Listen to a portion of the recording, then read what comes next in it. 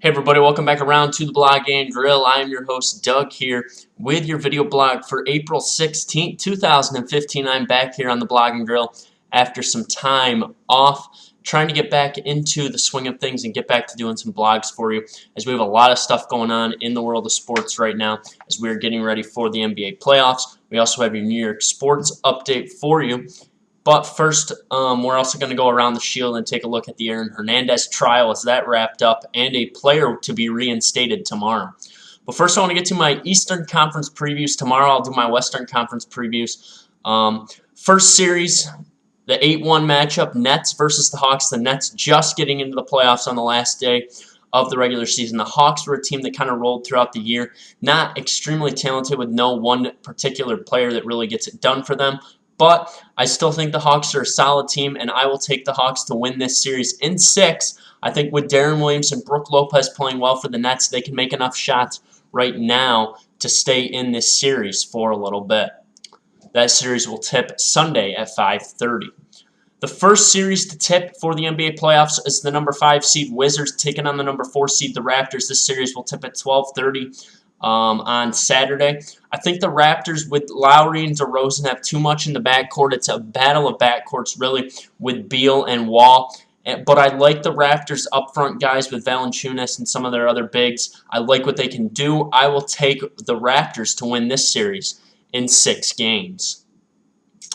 Interesting series in the 6-3 matchup. Derrick Rose is back. He hasn't been playing a lot and hasn't been playing great. This series will tip at 7 on Saturday. It is the number 6 Bucks, number 3 Bulls. I think the Bulls are going to win this series, but I think it's going to be tougher than people think. Michael Carter-Williams has played very good for the Bucks since the trade over to there. Also, they have the Greek Freak on the team, who's also been playing very, very well for this team, along with O.J. Mayo.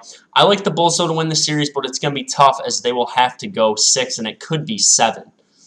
And then finally, the number 7 seed Boston Celtics and the number 2 seed the Cleveland Cavaliers. I think the Cavaliers right now are the hottest team in the NBA. This series will tip 3 o'clock on Sunday. I think you'll see Love play well, LeBron play well, and the bench is going to do what they have to do to get this series to a win. I will take the Cavaliers to win this series in 4. All right, as I said, I will do my Western Conference preview on tomorrow's blog. All right, time to go around the Shield in the NFL. Just 2 stories I want to hit on. The other day, Aaron Hernandez was found guilty of first-degree murder and many other gun charges after the murder of Odin Lloyd. I think it was an interesting case because there was no murder weapon found.